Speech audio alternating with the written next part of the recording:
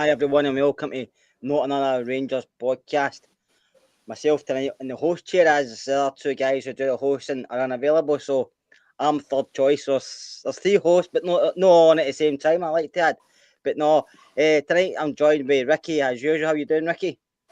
Very good, mate. It looks like Clement has put you in the hosting chair. Another dodgy sub over the weekend. No, all good, mate. Great weekend, except for Rangers boring us all to tears. But apart from that, all good. And tonight we've got a special guest, one and only Curry. How you doing, Mark? Mark, you're on mute. Excellent start. Absolute excellent start. It's good to be here, mate. That's the message. Do you speak for a while? I don't. Aye. It's because I've not been down. What's actually happening is the reason I've not been actually on here recently is because the pod's actually managing my minutes because they think I'm on too much. So that's me. I'm up and ready to go now. I'm ready to make sure that I'm the man that needs to take us forward. I know. So obviously you two yous watched the game yesterday, and I'll start by saying, first of all, Ricky, what did you think of the starting lineup? I did say to you on Friday night that he would bring back Tav, and he done it. He brought him back. So what was your making of the starting 11? Except for Tav, it was pretty much as we expected it was going to be, to be honest, mate. I was very disappointed to see Tav back in the starting lineup. Really, to me, it was a really poor decision from Clement. You know, I mean, he sort of made a good decision by dropping him on Thursday night, and then to bring him back in, I didn't think it worked at all, and I thought it showed weakness from the manager, weakness in the dressing room, and I was really disappointed. And again, like we spoke about on the last pod, it's when the fans see the lineup at Ibrox, they're all disappointed. It makes us all disappointed because you just go into, you start and you're watching the match and you're just thinking to yourself, you put the freshness into the team on Thursday. The team played well. Why are we taking a backward step and going back to the old the stuff that we know doesn't work here? It's really frustrating, mate. I know, and Curry, I mean, obviously the starting 11 was kind of basically what we said on Friday. You probably thought yourself the same. You bring him Tav back, but he brings Tav back. He goes on about sports science constantly, but in any rest Sterling and Casemiro to bring back Tav, who's played more minutes than the both of them put together. So the sports science thing to me is nonsense, because why would you bring Tav back in? That's exactly it, mate. It's we all see it now. It's stuff that Clement comes out with now. I don't think any of the Rangers support are buying it. We can see what's happening. It's time after time we're seeing the same thing. So I don't know, mate. He's not learned his lesson. He just hasn't learned anything, and that's my biggest problem with Clement. That he keeps on doing the exact thing that he shouldn't be doing. Now, as we've all said here and heard other pods say, we're just some guys that sit and watch your team. I can hear some background noise. Are you getting that as well, guys? Can you ask the people in chat? I can't hear nothing. I'll go on mute just in case it's me. I think it's me, mate. I think it's my settings. What I'll do is I'll drop out and I'll try and fix. No, that's Curry. That's better. I think it was Kerr. That's better. It sounds better, mate. Try that. Right, cheers, mate.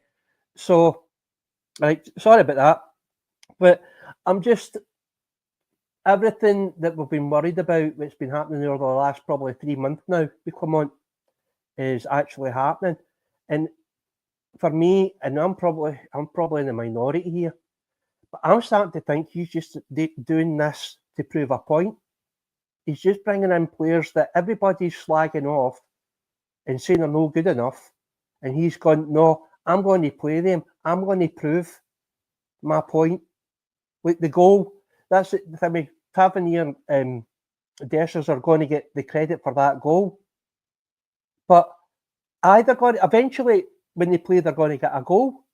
Something they're going to do something that everybody's going to go, I told you so. I told you so. But it doesn't happen often enough. As Ricky said, mate, as soon as the Rangers start 11 come out, your soul just gets destroyed because you're like, what? Why is he doing this? And for me, it's just, as I said, I think he's trying to prove a point. You could be right, Curry, you could be right. But Ricky, the game started actually not bad for us. I mean, we got a few corners, we were using the ball quite well, and then we got the goal. Last game, won at the ball, we gave it to Jeff, if I remember. He passed it inside. Was it to, what do we see? Barami, and he puts that across the box. But Chilney does really well because he steps over it, lets it go through his legs. And I think Barron thought it was coming to him, but Tav goes on to it really well and strikes it. And I thought it was going in myself, but obviously Dessers is there, which is a good goal for Dessers, to be honest with you, because he's not usually in the middle of the box. He's usually hiding behind the defender somewhere, but he's in the middle of the box and they put it away. And you thought after that, it was a good work goal. It was well played at the time. You thought, early goal, early start, let's get more of this. And it never happened. Yeah, no, it was a goal that we don't normally score, and I've not seen us score this season. I mean, you've probably all seen the stats the last few days about you take that 6 goals away from Ross County. That's 10 goals we've scored in 10 league games, mate. But the actual goal was an actual good team goal. You know, it was good play. The dummy from Cherney was absolutely brilliant. It was a great ball in by Tav, and Dessers was in the right position. It hits off him, goes in the net. We started the game fantastic. First 20 minutes, that's what we want to see. The passing was crisp. Even, I don't know how if you watched it on RTV or you were at the match or you were watching it on the Diddy channel, Prime Sports or whatever it's called. But even Michael Stewart was praising Rangers the way they were playing the first 20 minutes. It was, but how can you only do it for 20 minutes, you know? And then to me, that's the manager's job. After when everything drops after 20 minutes, he should be saying that, making a little tweak here and there. But that's a massive problem, Kerr. When the team drops off and we drop, like our levels are so high to so low. 1 minute we're playing fantastic and it lasts for about 10. If we're lucky, we might get a full half. Last week it was the second half. This week we got it for the first 15 minutes. Olympiacos was good through the week, but European football is very different. Let's just speak about the domestic football. It's not been good enough, mate. And then after that first 20 minutes, Hearts were the better team. I mean, if they had if they were on form, like with a bit of confidence with decent strikers, they would have won that match for sure, because after that first 20 minutes, we just went to absolute pot and it got worse and worse and worse. And I'm not going to speak about right? See later, I'm going, they subs in the second half. I have never, ever seen a manager, and I speak about Pedro when he brought on 3 subs at halftime. They were the worst substitutions I have ever seen watching Glasgow Rangers in the second half, mate. How he fought I mean, after a European game, right, the manager should almost be thinking about, okay, how am I going to use my squad? Forget about international football. At half-time, he should have brought on 2 substitutions, because he started almost the same team that started on Thursday, and we had a 6-hour flight to Greece. We got back late. So at half-time, he should have been thinking about, okay, let's bring on a Hadji who's chomping at the bit to get involved. Let's bring on Danilo, give him 45 minutes. But we'll speak about it later. But as substitutions, Kerman, honestly, that if you brought a man onto the podcast and he spoke about that starting lineup and that's what he was going to do with substitutions, you would never let the guy come back on the podcast. That's how bad his substitutions were, mate. Well, backtrack a wee bit here, Mark, is Dickie's a way ahead is. he's motoring down that road. But after that, Dessers was through. Had a shot block with Rolls and then he tried to chip Gordon, which was never going to happen. But then Jeffy made a good run and put the ball into Dessers, who struggled to control it. But Barron nearly got on the end of the shot, and I think it actually went out for a goal kick. But with a couple other moves there, we will say 15 minutes. It was actually more than 15 minutes, but I can get where they're coming from. But we actually had a couple of half-decent chances in that first period of the game, which we never took. Well, when we started off, and somebody said in the chat, I'm sorry, I didn't catch your name, sorry about that. When we went 1-0 up, I'm like, this is it, we are going to pump them. And obviously, Wolf, our Hearts man that always comes in, he was probably, I'd say he probably thought the same. He must have been like, oh no, here we go. But as Ricky was saying, we just basically fell to bits, mate. It was like, well, right, that's us got our goal. That's all we need. And that's been a problem the whole season. is that we get that one goal, or we wait till the opposition get a goal before we start actually trying to play some football. I'm not going to be popular when I say this. I think we have got the players at our club that can challenge for the league. No challenge to win it, I don't think. But we've got a team that will challenge for the cups and secure second place. But under the way we're being run and the system we're using and the way that Clements is utilising the players, or the way he's not utilising players, is the reason why we're in the state we're in just now and why we're playing the way we are. Because as Ricky was saying about substitutions, players getting played out of position, having 3 right backs on at one time, having two sitting defenders, mid defenders. It's not working, mate. It's just not working. And I can only see it going one way. And we're kicking the can. I think we all know. I think yourself included. I mean, see, I remember when we first spoke about this way back in the good old days, when we were talking. You weren't keen on him coming here. Now, I never knew much about him, right? So I sat in the fence.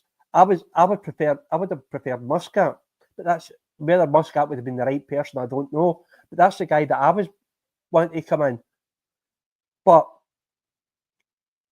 the first few months he came in, he got that manager bounce. And he was using players that were using the same system that they were before Clement came in.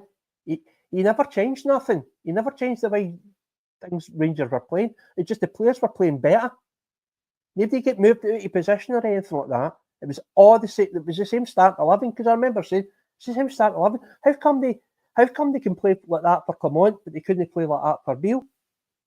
So we were blaming the players, and Clement was getting the credit for the good results. But the thing is, the arse fell out of it after, I think it was Motherwell. As soon as the Motherwell game, as soon as we dropped points against them, everything just fell to bits. The players that he was using looked knackered. They looked disinterested. They looked as if they were wanting to get away from the club. It was just the whole thing was a complete and utter car crash. Once the signings came in, I think the majority of us were happy with the people that we were bringing in. We thought they were, young player, he's going to be good, he does this, he does that. But they come in and Clement's playing them out of position. Which I don't see the point. But why are you bringing in players that are not utilising them in the position they're supposed to be in? It's just, I know I'm going in a wee bit of a tangent here, as always. I'm worse than Ricky. But we need to look at everything that's happened since he came in. And for me, not one player has improved from when he came in. People, you could turn around and say, well, Barron. But Barron's been consistent since he started. He's been good all the way through. And the thing is, he shows up all the rest. And with Barron, I think that's why Raskin is playing so well, because he's feeding off his energy, his enthusiasm, his fight, his dig. So the two of them they've been fantastic for, in a level I'm talking about Rangers, they've been good. Maybe no for the rest of the clubs. But they've been fantastic for us, and they've been by far the best two players. Now that feeds into other players, but there's other problems. It's all down to the system that we're playing, the way Clement is using the players, where he's using them, and sticking with players that should be nowhere near our team. Never mind in the start 11, they shouldn't be in the squad, but he keeps on doing it. And as long as he does that, we're going to stay at this level forever. Sorry for the mini rant here, mate, but... No, but I Ricky, he stole your coaching badge for Friday night, I think. Anyway, listen, I'm not trying to talk about this game and you two are away in a rant. No, but even after the two chances I spoke about earlier, but another one with Cherny, who done really well, done a 1-2 with Boateng, passed it to Diomande, who shot wide. Should have done better, in my opinion. And then Barami had a chance as well. So it wasn't like we were only carving out chances. I get we weren't great yesterday. The second half was a bin fire, but the first half we had done enough to win that game with more than one goal.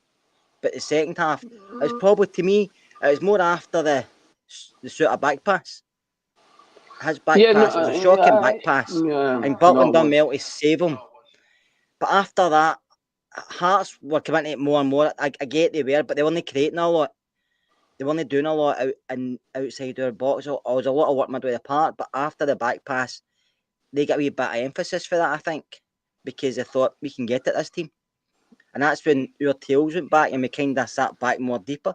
The only two were trying energy were Raskin and Barron. But if you noticed, I noticed come on in the weekend, Barami came into the middle where he done really well when he was coming inside, but Clement shouted at him, back out to the left, back out to the left. Why? Why are you pushing somebody out there when he's more influence in here? Because in football you can rotate. If he goes out there and deal Monday could float over there. But what's the difference with saying to him, you stick there? Do you know what I mean? I don't get it. He said today, but the players are human beings, no robots. Well, let them be human beings, mate, and stop treating them like they're robots, mate. He's treating them. It's sports science, AI, Glasgow Rangers just now. The players are in straight lines. And the problem is he's not even putting the robots in the right positions, mate. He's putting them all over the park in the wrong position. I sort of agree with what you're saying. I thought the first half I thought the fans were starting to get a little bit upset towards half time. You know, you could see that Hearts were coming back into it. And we're always going to have moments in the game at Ibrox where we create a few chances here and there. But you're saying the chances. I remember the Diomande one, but I don't remember us cutting Hearts open that much. But you're right about Suter. That bit of slackness with that back pass did give Hearts. They were growing into the game. I thought both teams, the passing was pretty poor, mate. You know, there was a lot of turnovers.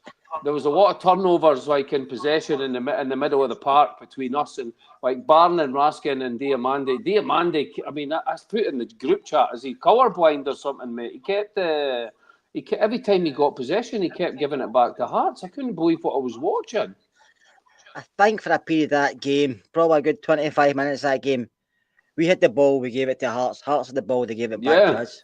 It was 25 minutes. It wasn't a lot. It was very, very poor football by both sides, and there was not a lot happening. I mean, they didn't create a lot. They did a lot of the ball, but they didn't create a lot. A lot of they were creating was down to we were quite easy to break up. A couple of long balls again. I think Shankland, Raskin misjudged a header right at the start of the second half. He gets caught underneath it, and the ball drops to Shankland, who takes a great first touch, I have to say, and turns and passes. It was a straight ball, but between the centre backs. Balogun's jogging in quicksand, isn't he? He's running in quicksand trying to get back. Suter's nowhere, and Vargas goes through. And Butland, I can understand why people are saying he should have came, but I think if he comes, he makes Vargas' decision easier because he can chip him or ground him. But because he goes back the way, Vargas thinks, oops, and then takes the ball a bit wider, and that let Jack Butland narrow the angle more. And he hits the post. He was unlucky, but I think if he comes out, his decision's made up. He just goes over him. So I think he actually done well in the end to stay back. I don't know what you're thinking, Carrie. Do you think that was a good decision by Butland? It was pure defending then, right enough. Raskin gets caught underneath it, and the two centre backs, as usual, get split up with a straight ball. Well, my reaction, to start with, he pulled off that save when Suter put that bad back pass, and he made a brilliant save. So I was happy about that. But when that ball went through, and I seen Balogun was the catching Vargas, and I'm like, here we go. And I'm looking, and he never came out, and I'm like, get there! I was wanting to come out, but I don't think he was going to get there, but I think that's how he changed his mind. This is what I'm saying. When I watched the back, you couldn't really tell whether he would have reached it or not. But in the moment, I was looking, and I was like, he could have got that, but it just happened to be the right decision. He was in his line. He was pushing them, closing the the angle and it hit the post. That game could have been very easily 2-1. We could have lost that game very easily, and especially the way we were playing. The reason I'm getting off the rails a wee bit here about the game is because I don't really want to talk about it because it was so absolute boring. I mean, see, I'm pretty sure that Rangers are trying to get the YouTube algorithm because it's supposed to be these new go to sleep videos that do really well. And that full second half would have sent you to sleep. I even seen it in Twitter, folks saying, "Oh, I've never seen the full game." I know. Oh, I fell asleep. It was absolutely turgid. It was absolutely turgid. And I think the only reason that most of us stayed awake is to see when subs were made, but I could be saying earlier, when the subs were made, and we're all going, what the f is going on? What is this man thinking?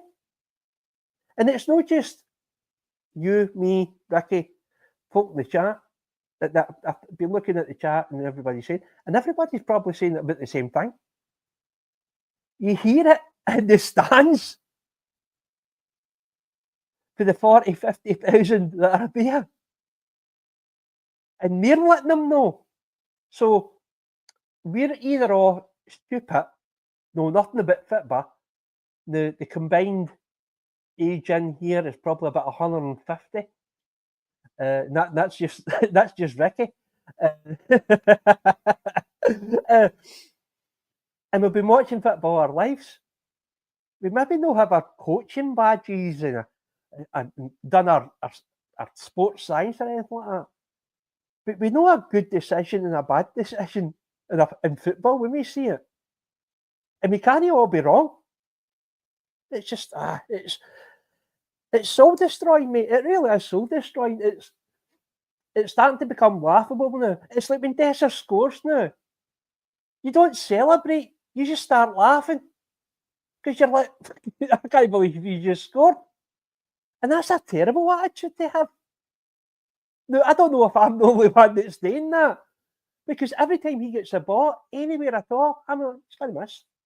What's the point in actually going, yeah, come on. Yesterday's game, when Cherny got the ball, got a wee bit excited.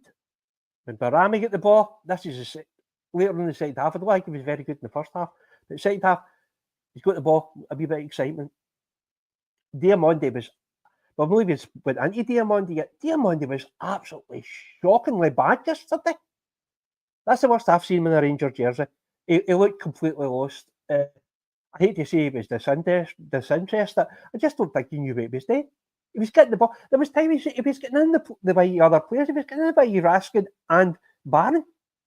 And then he was getting the way Barami. Barami was clear in that, and you looked at him, and he turned the other way, he went in the middle, and I'm going, there's nobody even near him, pass the ball, mate. He's just, a lot of things he did wrong, and as I said, when Dessers gets the ball, you're just like, yeah, well, nothing's going to happen, because it's that predictable. He's just 3 goals in 3 games. He should have probably had maybe 7 or 8. So it's hard to get excited. And everything's coming down. I think everybody's got. We've already got to the stage. Clement is leaving. He's definitely leaving.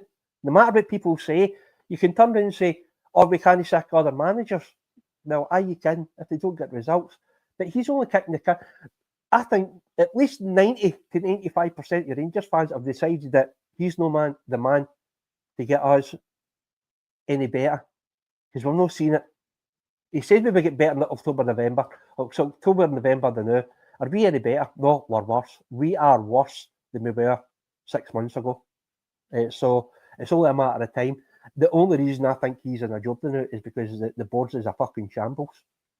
Because there's nobody there to make the decision and turn around and say, listen, mate, it's not working. I'm sorry, but you can't stay. And I think it was... I think it was Wolf that was saying, we're talking about the game. Now, with Diamondi, he's saying that he was actually happy that Diamondi stayed in because the Heart players could cope with him. Now, that's coming from the opposition. That's the same as every game we play. Any opposition we play, the first thing they look at Oh, your beauty, Tav's playing. Oh, your beauty, Dessers is playing. Oh, your beauty, Lawrence is playing. Now that's coming from the opposition. Why are they saying that? Because they know that the three of them are absolute dumb meat. So it's not just Rangers fans, it's the opposition fans. And if opposition fans are saying that, then I know there's a problem if they want players to stay in. The same as they're all saying, Clement must stay. Aye. You know why he has to stay, because you just know the man. So something needs to happen, mate. Something needs to happen. What I will say to that, Ricky, is I speak about Diamandi because I still think there's something there. I think there is something in there. I think he's technically a very good footballer, right? But he's missing something at this moment in time. But just what Curry picked up on there with Dessers and Tav debate's done to death. We know Tav thinks he can still play, but his body's telling him he can't. But that's no Tav's fault. That's up to manager to leave him out for somebody who can play better right back. I mean, I know there's somebody there, but it's up to manager to pick that. But Dessers and Lawrence, and I've been Dessers' biggest critic. Lawrence as well to a point. But I get what you're saying, Curry, saying the other teams say if they're playing, we've got an advantage. You can say that, but Lawrence and Dessers have scored 15 goals this season for us. Take away the 15 goals, we're going to be sitting third. So you have to look at the flip side of things as well. You just can't always say he's shite, he's shite, and he's shite. Dessers is their only option kind of up front at the moment because Igaman's as a project and Danilo was injured. Yeah, so Abraham was on Dessers. The first goal scoring record in the SPFL. No, I agree with you. But I agree with you. But if you took the two away from the team, it makes it worse as well. Even though we want it to be better, it makes it worse. And that's the standard of the squad we've got. It's not their fault. It's worse. It's the standard of the squad. Kerr, right, let's speak about Diamandi first. Jesus, guys, man, we're speaking about four things at once here. Right, Diamandi, the same as the manager, mate. We're at the point where we're just making excuses in our head, thinking that it's going to get better. The manager's going to get better. Danilo's going to come back. It's going to be better. Cortez is going to come back. It's going to be better. Tav is going to get dropped. It's going to be better. It's all utter nonsense, mate. The manager has not got a clue what he's doing. It's very clear now, right? Diamandi, exactly the same. Diamandi in the six. Oh, but he came in. He was fantastic when he first came in the team. He was really good. He scored a couple of goals. He looked exactly like a bit like Glenn Kamara, but he looked like he had a bit more going forward. That completely disappeared after about 2-3 months because he's been super badly coached. He doesn't understand. He looks skinny as anything. He's not going to the Chippy in Scotland, so he's got nothing on his bones. He's getting bullied. But he was in the number 6 position and everyone was like, oh, well, maybe he's not a number 6. Let's try him in the number 8. He got moved to the number 8 and it was exactly the same. Oh, there is a player in there. Let's move him. Let's try him in the 10. Try him in the 10. He'll be better in the 10. Now he's in the 10 and we're having the exact same discussion we've been having for 9 months, you know. A lot of people called it early and were like, I don't see what... We spent $4 million on this guy.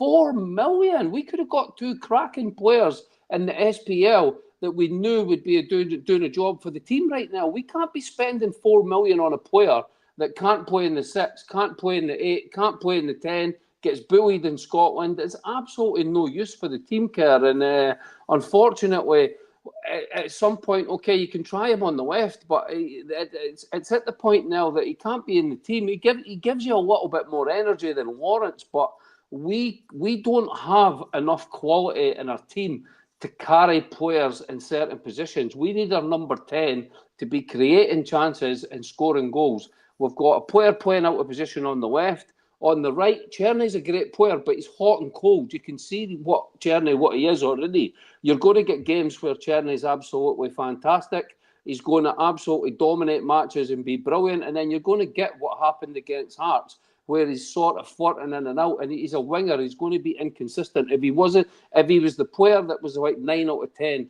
every week, he would still be playing in the Bundesliga. He wouldn't be at Rangers. So we can't afford to have a player like Diamandi in the number 10 that's just running about making tackles, but every time he gets the ball, he gives it away.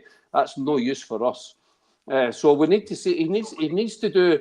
We can keep. I understand what you're saying. You want to stick up for Dessers and stick up for Lawrence and. I'm not sticking up for him. I'm just giving you the facts. I'm just saying they've scored 15 goals, and at that point in time, there was nobody else. We've not got a big enough squad. you look at the bench, you look at the squad in general, and the injuries we had at the time. Who was there to put in instead of them? No, that's true. I mean, that's true. I mean, we're hoping now that Danilo's going to come back, but we've already spoke about this on 100 pods. We should have signed a striker. We should. I mean, Igamani is the Yilmaz of this season, mate. I mean, and I'm not digging him out. He is what he is. He's a kid from Morocco trying to play professional football for the first time in Scotland, and we spent $2 million on him. 4 million on Diomande, man. What kind of business are we doing? Even look at Aberdeen. How come Aberdeen are finding strikers from all corners of Eastern Europe, and every striker they bring in, the guy even looks the same as the last striker they just sold, and he's fast and he's scoring goals, and we have to watch, mate. It is absolutely torture watching Cyril Dessers you go to Ibrox, mate. You're sitting in the cold. I'm watching a Rangers TV with a beer, and it's still torture watching them. And see the interviews that are coming out of the club as well. Like, and I cannot wait to rant about Clement later, write about everything about Clement. But see, ranting about Tavernier's interview. I'm playing well. I've been playing well this season. Dessers. Oh, the Rangers fans need to understand I'm not Erwin Haaland. I miss chances. Miss chances, mate. You do absolutely nothing. You can't run. You hide. You don't hold the ball up. You've got no pace. You're a scarecrow, mate. You're a scarecrow. That's why the Rangers fans are on your back, not because. I know. Don't be a stat shagger and say he scored 10 goals, because that is. Even if he scores 30 goals, mate, and we're 9 points behind Aberdeen, what is the point in the guy, mate? He's not. He scored 2 good, decent goals since he's been at Rangers, and that was Betis away and Olympiacos. Ricky, I'm just giving you the stats.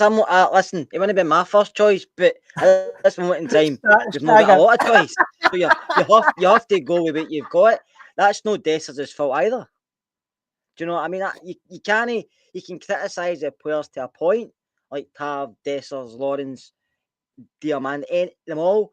But to me, the most important thing we're missing is physicality and pace.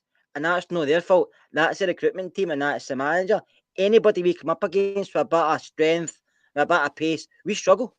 We struggle. Yeah, but Kerr, sorry, I let Curry come in and quickly. He put Sterling in the team on Thursday, and he had pace, power, made the defence better, and then he puts him back on the bench and brings him on in the number 8 position.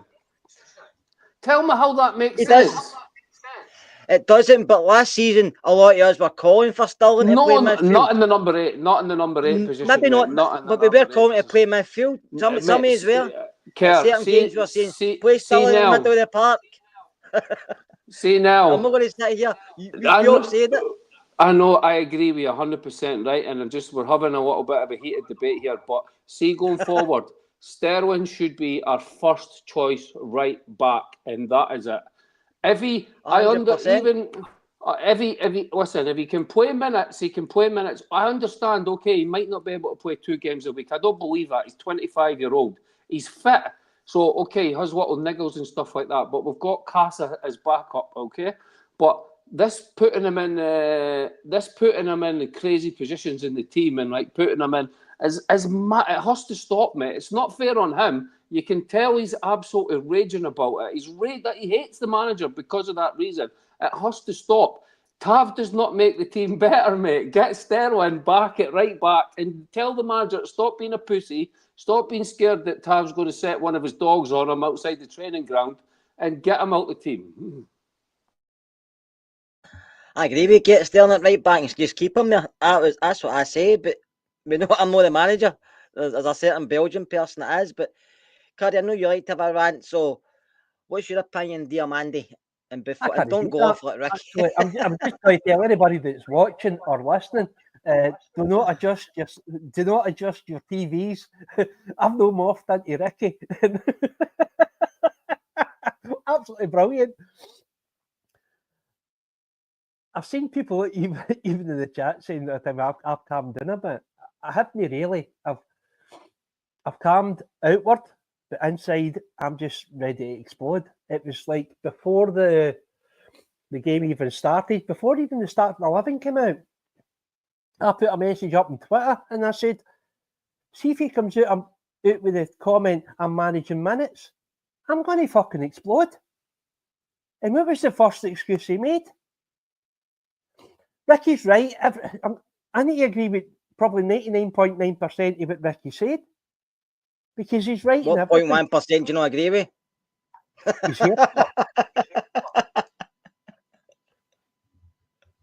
That thing is shocking, mate. I'm sorry. Okay. Who actually cut your hair? Edward Scissorhands, bloody twin blind brother. Sorry, his hair's that bad. That's how me and you wear caps.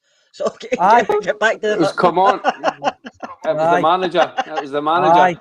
Aye, we didn't ask you that. That was Dessers that cuts it. They missed a bit.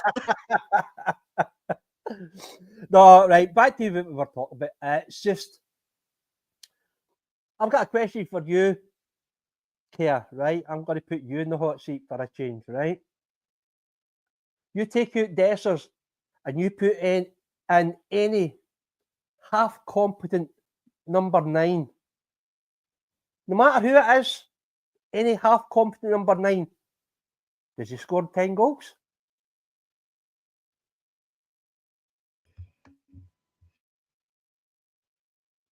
You've muted yourself, mate.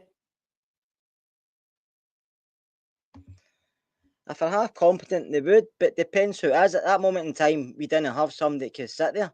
He tried Diggerman, who looked quite raw, and wasn't really anybody else who could shove up there because Danilo was injured. So he was Diggerman's not only go-to man. even all 90 minutes, mate. We can't judge the boy yet. Is he what we need? I don't know. I don't think he's been on enough to actually prove anything. He's had 2 chances that I thought should have been, well, not so much should be goals, but could have been goals. One was a really excellent save, and the other one came off the crossbar and bounced the other side of the line, unfortunately. So you could have had 2 goals. Seen the best of worlds. If we get an offer for Dessers that was good, I would take it in January and I would bring in somebody else. But that's looking to the bright side, the positive side. Because we already had a good offer and he wanted to stay, so we knocked it back because he wanted to stay here. But listen, the manager seems to like him, doesn't he? But I just feel the way we play, it's all coming back to the manager. And I agree with you what you're saying. I agree with you saying about Clement, just going game by game. I do think he will eventually not be here, but I don't know when because the board, like you said, is a shambles. Oh, see, on that, I don't even know if they've got any contingency plan to go for somebody else because they must know he's not got long left. I know he's got a contract, but they're not really worth anything because if he get well beat in the cup, I'm not even going to take into Spurs game, right? Forget about Tottenham. If he get well beat in the cup final, he can't be here the next day. For me, he can't be. Yeah. It's just you can't keep getting beat with him constantly, and you keep getting more rope to play with. It's no right. Okay, can you hear me? Aye. Right. Trying to interrupt you there. See what we're talking about there, right? And about because we've not got anybody to get rid of him now because the board's a shambles, right? Now, I don't know if anybody else picked this up. It was just I don't know if it was a day, and it was Chris Jack was talking to Josh in the Rangers Review, right? And they were talking about the game and that. And Chris Jack happened to say, now whether this was a wee slip of the tongue or it was just the way he was explaining things, but they were talking about the manager and that. And he said nothing will really happen until in the next few weeks when we get somebody in. Now, is that a wee hint that they have got somebody coming in the next couple of weeks? Or maybe am I reading into it? Is it a slip of tongue for Chris Jack? Does he know something? But he's not said anything yet. So I'm just wondering that maybe there is somebody coming in. And if they come in during this international break, it's going to be down to Clement. It's game by game for Clement now. But it's a game to find out whether he's going to get the bother. For me, anyway. So you're saying we mentioned getting some of them, is that a manager in or a CEO and a chairman in? CEO and chairman, both. He was talking about both the positions, aye. So I was like, because I just picked up and I was like, did he just let something slip there? Or was it just me reading too much into it? So I don't know. We'll probably obviously find out in the next couple of days. But Chris Jackson will say anything official, but it was just something that he happened to say that I caught into. That would make Ricky's Christmas. If Clement wasn't here, wouldn't it, Ricky? Oh, brilliant, mate! I'd be very, very happy. But he's mate, he's got four matches up until the AGM. He's got Dundee United, he's got Nice away, St Johnstone, and Kilmarnock. So St Johnstone away. I mean, he's got to get maximum basically points from all the domestic games and a point away at least in Nice, or that meeting at the Clyde Auditorium is going to be hopefully very hostile when the fans are. That I mean, that's a good opportunity for the fans to let everyone know how disappointed they are with the way that the club is being run, mate. Because we can speak about everything, but we need the right people in the right positions in the boardroom, and they need to come out with a plan for how they're going to fund the new manager. We all know, man, this Clement is done. It's been done for ages. There's no way he's coming back from this. You hear it at Ibrox already, and like he doesn't. It's his own. I said it ages ago. If he was sticking with Tavernier and Dessers, it was always going to end up in this way. Tavernier has done it, Rangers, mate, and it's not to do with bashing him. His head is checked out. You see him jogging about the pitch, even when he's caught up the park and he's trying to jog back and everything like that. And Dessers is never has been and never will be a Rangers number 9. So Clement has got 2 Rangers Celtic games, and that'll be 6 and 7. And they're absolutely flying just now. So how we're supposed to get a result against them on the 15th with a manager as stubborn as he is, because we all know that we're going to get. We know the lineup that he's going to choose at Hampden. He never learns. He's stubborn as anything. He never learns from his mistakes. Desser's going to start. It wouldn't surprise me if Tavernier's the captain on the day.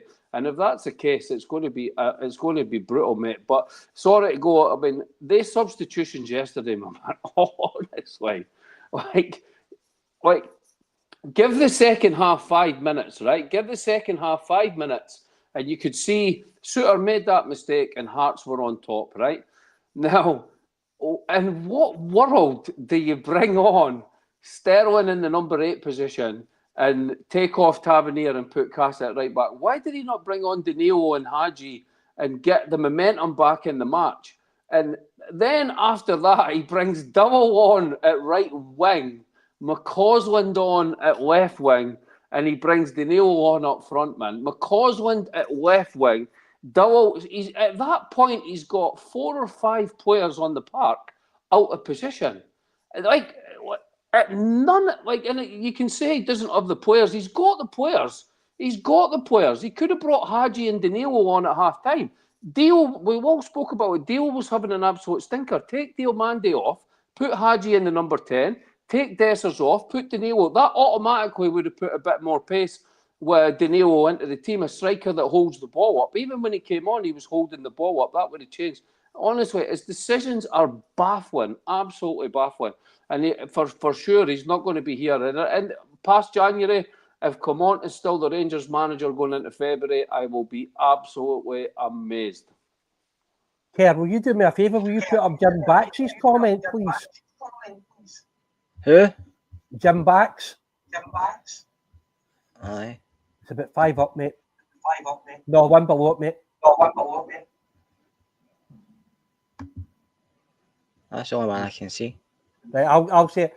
Jim's put up, it's arrogance, not stubbornness. And do you want to know something? I'm the one that said he's just too stubborn. Do you want to know something? I think Jim's correct.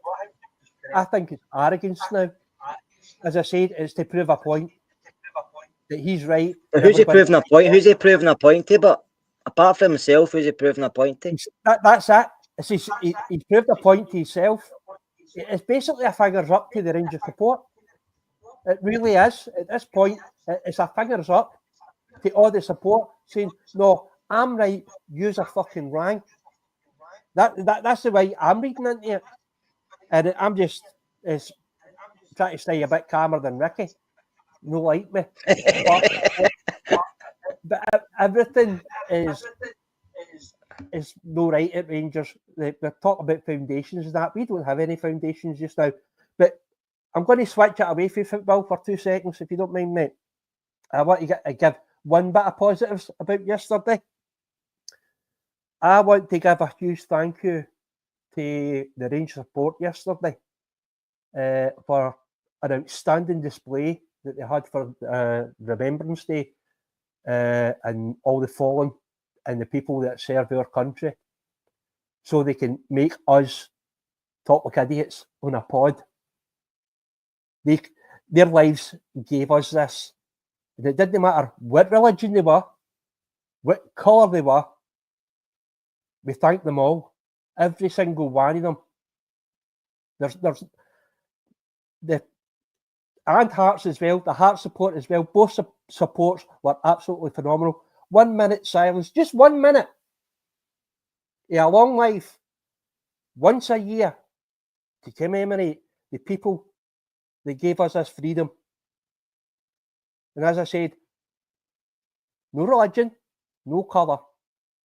It was there to respect them all, every single one of them, no matter who they were.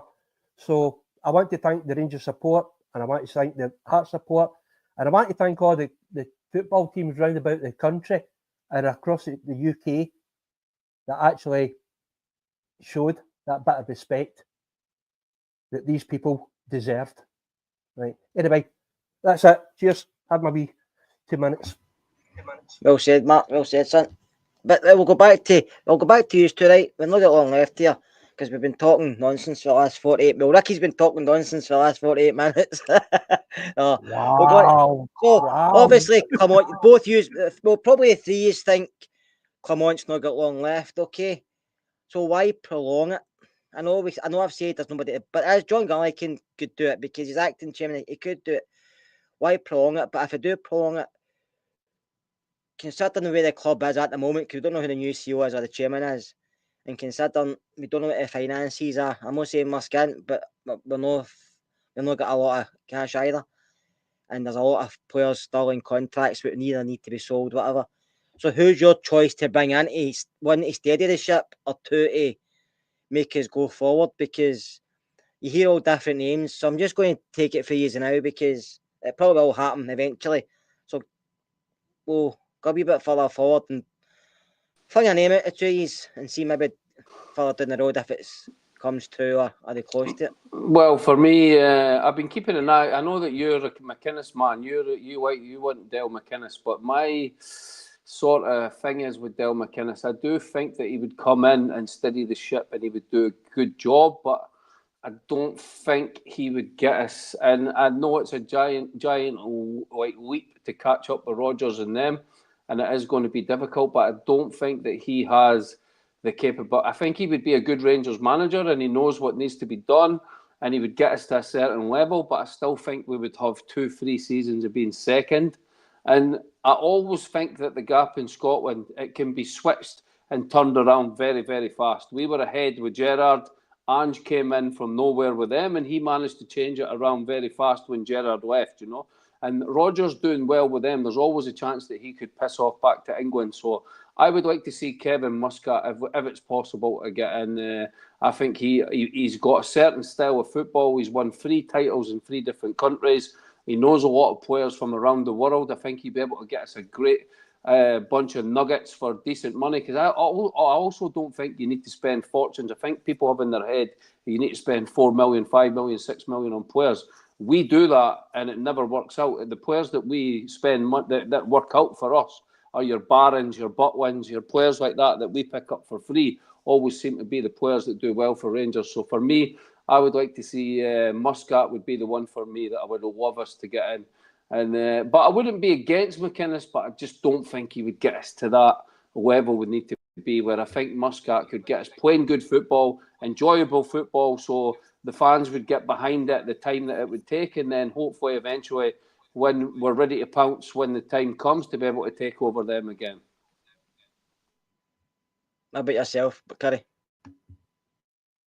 Well, I think it was Ross said in the chat about McInnes is will he be able to get them to a structure? Well, no word for word.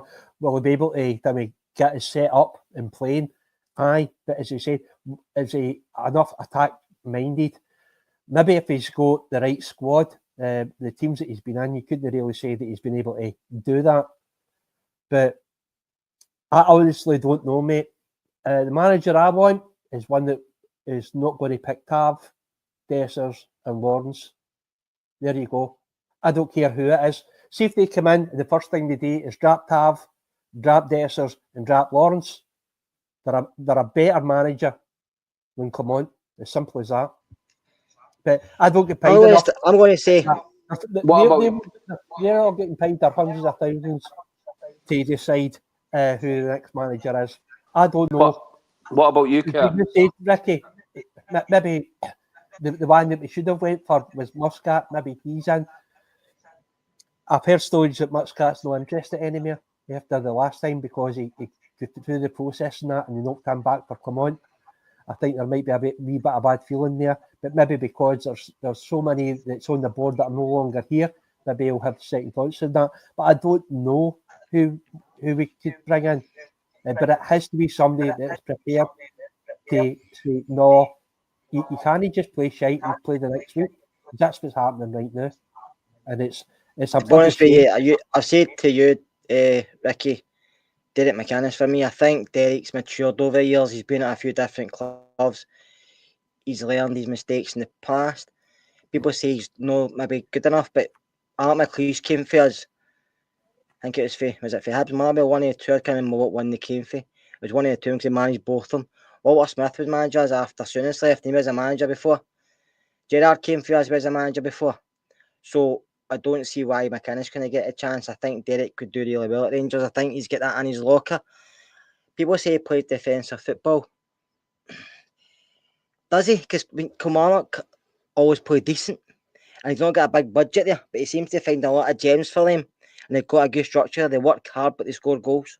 They score a lot of goals. More goals than us, to be honest with you. I just think it's his time to be honest with you. Maybe get him a big engine because he's due to get the bullet for the Spurs by the looks of it. What do you think? Big engine Rangers? The gravy. I would like to go back. That's just me, but I'd like to go back to somebody, a British manager. I don't want to go foreigner. I think we've had a few foreigners. And it's not really worked out for us for some reason. Do you know what I mean? Can you imagine the meltdown if Big Ange came to Rangers? Can you imagine? It'd be worth it just for that. Ange a good manager. Spurs is a point. The meltdown would be fucking awesome. Spurs is a poison chalice for anybody. So as you name in Newcastle always struggle with managers. People go there, they don't do well, they end up going elsewhere. But McInnes to me would be ideal. But that's just my opinion. But I think Derek's now an age where the job's perfect for him. But that's just my opinion. But no, we've got a lot of games coming up, and obviously Clement's game by game at this moment in time. He's going to get criticised. He's going to get, doesn't matter what team he picks, doesn't matter what the results are. Sorry, Kieran. I just burst out laughing at Ross Clark's comment. Who does he hate this time? Big Ange. Something Lyndon B says Bill was English. Bill was English, but I'd probably say some of his performances weren't as bad as what we're watching at this moment in time. And I did say right at the start of the pod, Ricky, remember, Phil Clement will make us forget Michael Beale because he'll be worse. And Beale problem is Beale thought he was God's gift, didn't he? Beale thought he had a lot of pattern, he was good at that. And he's probably a better coach than he was a manager, to be honest with you, because I think Sunderland found that out as well. And I don't know what the issue is with Clement, because in Europe he's got a really, really good record. But when it comes to the domestic game, he struggles badly. We struggle. And we can't have that because, we slagged Timmy, didn't we? Gio to a point because of the horse did you manage to see that's better than what we're playing now. Kev, did you manage to see the interview with Big Leon Balogun? Yes, I saw it. That's the type of interview I want to see with my captain. Yes. That's the type of interview I want to be hearing from my manager. Manager, 100%. If anybody didn't know anything about Rangers and they watched that interview, they would have thought he was the manager of Rangers.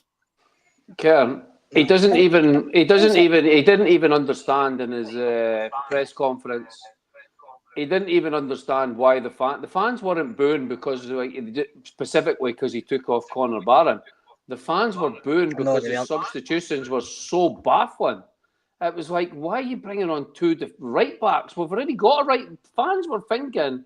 Fans before Tav went up were thinking that we were going to be playing with three right backs in the team, and the way that he talks to the fans is so. I mean, sports science. You cannot take players off because they may get injured, Kerr. You just cannot. I mean, I listen to all the podcasts, like all the former professionals and stuff like that. Well, you listen to Derek Ferguson. Charlie Miller nearly smashes up the studio every week. What's this sports science garbage? He rants more than me, man. He's like, mate. if Walter Smith, if I said to Walter, exactly, that's what I mean, Curry. Like, Conor Barron is not international break. He's not going to play for Scotland. Steve Clark, I've got more chance of getting minutes for Scotland than Barron has in the next 2 weeks, and we all know that. So you cannot take off a guy because he might get injured. I mean, what are we doing here? I mean, you're the manager of Rangers. Through the week, I said it. After 55 minutes, he brought off the best player on the park because sports science told him to. I mean, Walter Smith used to have a walkie-talkie with Ian Durrant in the director's box and telling him, because he liked having that eyes, come on, Scott, sports science in his ear going, okay, he might be struggling, let's bring him off. It's the maddest thing I've ever seen, mate. It's mad. And Chris Boyd said it on Sky Sports. He says, sports science is not going to give a shit when you get fired. No, because all clubs use it, Ricky. No, but they don't use it like this, Kerr. They don't. As I was going to say, but Phil uses it really, really as a way of some saying he's doing stuff. Other managers don't use it behind the scenes.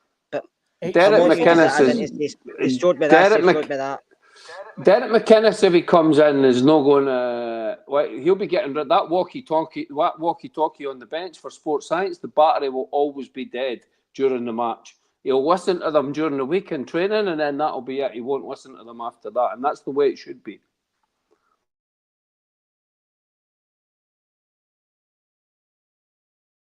You muted me. Just before we finish up for the night, because we can sit here all night shouting at each other, I want to say one thing to you two is, I still think there's a split in the dressing room. I still think some of the players have stopped listening to the manager. I don't know about you two, but I think you can see it with some of the players, because there's a few players during press conferences, a couple of people in the chat have mentioned it, but certain press conferences over the past maybe 3 months, maybe more, I've called out the manager at times with the performances, and I don't think he likes it. I don't think he likes the players thinking for himself. I think he likes the players to do everything he says, but I don't think the players know what he wants them to do either. So I think there's a split. I think you can see there is as well, and I think that's probably why some of the performances are coming as well, because we have got some decent players there. Some guys who are playing just because they're favourites as well, I have to say. But we have got some decent guys here. But there is a split in that dressing room. I don't know what you think. Well, for me, it's been evident for a wee while. As the chat have been saying, there have been 3 or 4 players now have come out and totally contradicted what the manager said. It's basically, you listen to his pressers now. If you can even, there's a lot of people, you see it in the socials all the time, people have even stopped listening to his pressers because they're like, what's he talking about? It's basically, Timmy, excuse FC. That's what it's turned into. And everything that's going wrong seems to be coming from one direction. And as you said, I think there is a problem in the dressing room. But I think that they're now seeing, or they're starting to say to each other, why the fuck's he getting a game? Why is he getting a game? And why am I getting moved about? Why am I not getting played in my position? And I think any normal person, if you're in your work and that and you're doing a great job in that, and your manager comes up and says to you, oh, you're not doing that today, you can go and do that. And you're like, but I don't usually do that. I don't know how to do it properly. It doesn't matter, just go and do it. You're like, what? This is where I'm supposed to be working. That's where I work best. That's how I earn this company money. But doing that, nobody doing this. It's baffling and it's frustrating. And I think as we were talking, the anger's went now. Everybody, there's no more anger. It's acceptance now for Rangers support because we've accepted what's going to happen, and it's until he has finally goes, it's going to be one of the things. This is what's happening. Wilf will probably be able to help me here because he's a Hearts man. This is the same way as the Hearts fans were feeling. Yep. The Judas. They were all saying that he should go, but they kept on hanging on and hanging on and hanging on. They're nearly halfway through the season. They get rid of him. They brought in a newer guy. I watched Hearts the European game. In the first half, I thought they were really, really good. And that's how I'm like, well, I don't know. I was hoping for maybe a right good win. I said, but they played well. But the second half, their ass collapsed and they were knackered. You could see it. The pace just fell right off. And the other team just absolutely battered them. It was only 2-0, but they were far, far the better side. So when we went through the first half, I went, oh, that's all right. Hearts will tire. We'll be able to catch them the same way as that European side. Sorry, Wilford, I can't remember who you were playing. But it didn't happen. It was Rangers that got worse. We held on to a 1-0 lead. And this had been happening all season. As I said it right at the start, it's as if as soon as we get into the lead, that's when we start backing off. And it happens far too often. So that's not coming for the players. If that was the players, come on to be like that. You got up there. I'm trying to think who was it you that said about Barami? He was coming into the middle. Yeah. And Clement's like, no, get back out in the wing again. It's like, I don't know. I'm trying to not swear too much. Very words, and I don't want to rant away the way that I did mine. Kev, I just want to say last thing. Last word to you, Ricky, before we go. Yeah, no, Ross is right. Empathy is set in, you know. I mean, unless we see a massive improvement in performances once we come back at the end of November, we're playing them on the 15th, and the way that we all feel just now, like we're going to be going into that game just expecting to lose, man, and that's not where Glasgow Rangers should ever be. And we'll try and build it up. We've got 7 matches before we play them. We hope we're going to see this big improvement. But the way the fans feel just now, it's 5 1-0 victories this season. The football's turgid. The football's boring. I do believe that he reads all the stuff and he takes in a lot of stuff. I don't think he's the sort of guy that doesn't listen to outside noise. So he's got to find a way to change it, mate. It has to get better. We're getting players back now. Yilmaz is coming back. Cortez is hopefully going to be back soon. Matondo's been training for about 4 weeks. I don't know what's going on there. We're getting players back and we need to see an improvement in performances. But for me, the end was weeks ago. So we'll see what happens the next block of fixtures. And that's we shall see. So that ends it tonight, Ricky. You're the last word for the night. Thank you for coming on tonight, Ricky. And Mark Curry, thank you for coming on as well. And thanks for everybody who watched tonight. It was too much. I don't know how good the podcast was with myself, Curry and Ricky constantly trying to outdo each other with long rants. But at the end of the day, we just don't want to see Rangers winning. And at this moment in time, we're winning at times, but we're not winning enough. And the football, as you two guys have alluded to, has been brutal. So see you all after the international break. Thanks, guys.